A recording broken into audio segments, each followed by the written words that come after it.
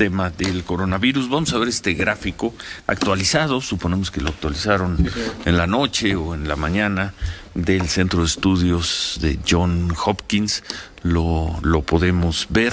Es el dato de personas muertas por población. Vamos a verlo.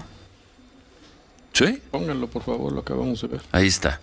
Ahí están los países y el porcentaje de personas muertas en este caso, por 100,000 habitantes. México supera ya con 64.88, supera a Estados Unidos, que tiene 64.24 personas muertas por 100,000 habitantes, y al Reino Unido, que tiene 63.86. Ya no podrá decir el presidente López Obrador que lo estamos haciendo muy bien, que han muerto por población, por total de población, menos personas que en Estados Unidos y en el Reino Unido. ¿Cuáles son los países que quedan adelante de México? Los países que han tenido más muertos de coronavirus por número de habitantes. San Marino, que bueno, creo que ni lo deberíamos contar por el número que tiene. Perú, Bélgica, Bolivia, Brasil, Chile, España, Andorra, que creo que también lo podríamos quitar de esa lista, y Ecuador. Ahí está la realidad. Y el doctor López-Gatell dice, pues ni hablar, es muy triste, pero las personas que fallecieron, y le faltó decir, y seguirán falleciendo, pues y sí, que fallezcan. Y sí, no importa, porque nosotros lo hemos hecho muy bien, porque nuestra vigilancia epidemiológica ha funcionado muy bien. Y el papel de cuenta muertos que tiene, pues lo hace muy bien, ¿no? A veces los menciona, a veces no los menciona. Miriam, buenos días. Buenos días, Ciro Manuel. Y justamente quien ha seguido día con día la estadística de personas fallecidas por COVID-19 a partir de los propios datos de la Secretaría de Salud, a partir de la revisión de las actas y los certificados de defunción, es el doctor Hernández Bringas, investigador del Centro Regional de Investigaciones Multidisciplinarias de la UNAM, y él nos ha ayudado a ir perfilando las características de las víctimas del COVID-19 en México. Pudimos descubrir con él, en un principio hace meses, Ciro, que no son las personas, como dijeron el presidente o el gobernador de Puebla, solamente personas de altos recursos económicos quienes han muerto o son las víctimas mortales de COVID-19. No sé qué tanto has actualizado tu estadística, tu serie, doctor Héctor Hernández Bringas. Gusto en saludarte, Ciro. Héctor, buenos días. Muy buenos días, Ciro. Una reflexión tuya a partir de esta cifra de 81,878 personas muertas en las cifras oficiales. Pues mira, sí, Ciro, efectivamente estamos, como ya lo has dicho tú, con 64 muertes por 100,000 en el top 10, top 8 del mundo, sin contar el subregistro, porque seguramente hay países que están por encima de nosotros, pero que registran mejor las muertes. Con una letalidad de 10.4 estamos en el top 2 o top 3 cuando mucho, con un promedio diario de muertes que no baja de 500 decesos en los últimos meses, con una positividad arriba de 40% cuando la recomendación de la OMS es de 5% para considerar contenida la pandemia, con una tasa de contagios de 500 por 100,000 cuando la OMS también recomienda 120 cuando más, y a nivel federal sin una estrategia de contención, siendo la única estrategia la de comunicación, que es por cierto muy mala y muy confusa, en una situación en la que ya vamos a confluir con el tema de la influenza. Parece haber una claudicación, Ciro, por parte de las autoridades federales al menos, y muérase quien se tenga que morir. Esta es la realidad que estamos viviendo al día de hoy. Ayer el doctor López-Gatell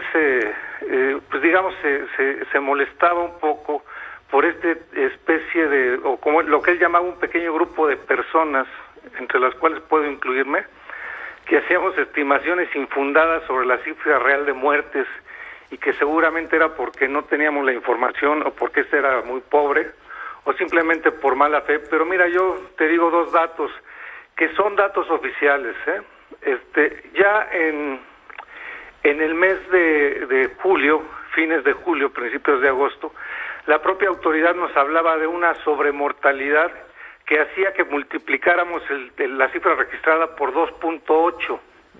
O sea, esto no es algo que se saque de la chistera simplemente porque sí. Ya la sobremortalidad reconocida es por un factor de 2.8. Que nos digan cuántos de estos son COVID y cuántos no son COVID. La mayoría serán COVID. Y por otra parte, otro dato muy importante, y que pues se maneja poco porque la base de datos no es tan accesible, es la base de defunciones.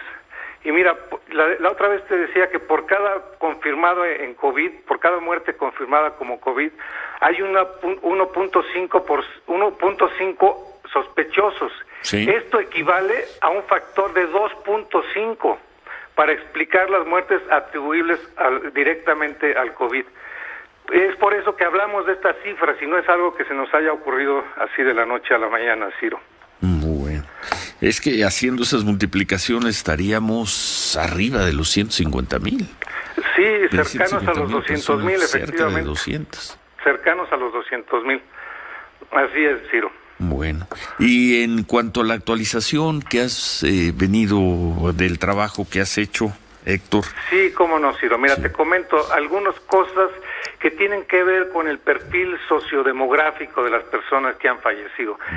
Al 22 de julio estuve yo, me hiciste el favor de invitarme a tu estudio. 22 de julio. De julio, sí, y hacíamos una revisión de 40,400 defunciones aproximadamente.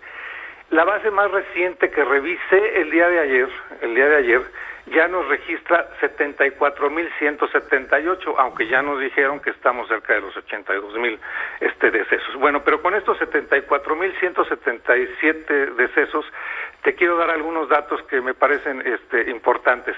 En relación con la edad, Ciro, mira, tendríamos que el grueso de las defunciones continúa ocurriendo entre los 40 y los 69 años con el 62%. Arriba de los 70 años ocurren el 32% de los decesos y antes de los 40 años ocurre solamente el 6% de los decesos.